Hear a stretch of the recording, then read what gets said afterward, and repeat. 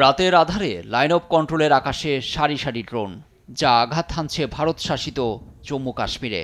কখনো সামরিক স্থাপনায়, কখনো বেসামরিক অবকাঠামোয়, পাল্টা পাকিস্তান সীমান্তবর্তী এলাকাগুলোয় ড্রোন দিয়ে হামলা চালায় ভারতীয় বাহিনীও। গেল কয়েকদিনে দুই পারমাণবিক শক্তিধর দেশের এমন ড্রোন যুদ্ধের সাক্ষী হল বিশ্ব।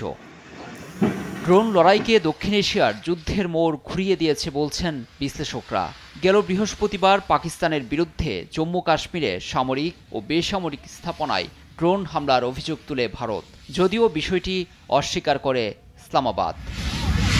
উল্টো পাকিস্তান দাবি করে তারা লাহোর, করাচি, রাওয়ালপিন্ডি সহ কয়েকটি শহরে অন্তত ৩০টির বেশি ইসরায়েলির তৈরি ভারতীয় ড্রোন ভূপাতিত করতে সফল হয়।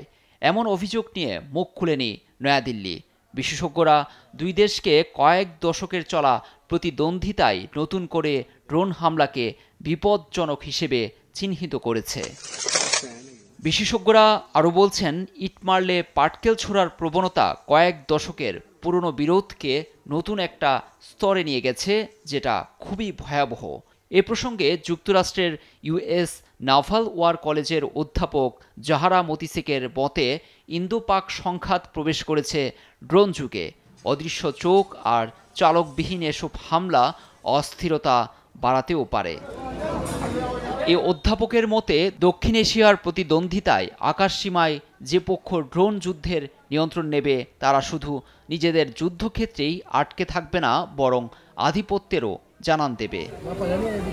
বিবিসি বলছে, সীমান্তে ৪ দিনের ভয়াবহ লড়াইয়ে পাকিস্তানের ওপর ইসরায়েলের তৈরি হারব ড্রোন ব্যবহার করে নয়াদিল্লি।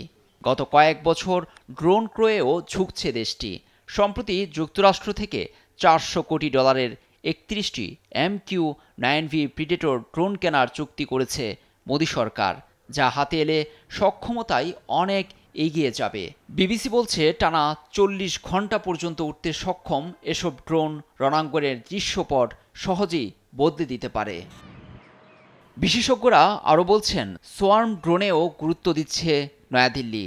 এতে অসংখ্য ছোট ছোট ড্রোন একসঙ্গে পাঠিয়ে শত্রুর আকাশ প্রতিরক্ষা ব্যবস্থাকে দুর্বল করে দিতে পারে। সামরিক খাতে উন্নত ড্রোনে পিছিয়ে নেই প্রতিবেশী পাকিস্তানও। লাহোর ভিত্তিক সামরিক বিশ্লেষক ইজাজ হায়দার বলেন, ইসলামাবাদের ড্রোনের বহর যেমন বড়, তেমনি সমৃদ্ধ। লুৎফর কবির, নিউজ ডেস্ক, দেশ টিভি।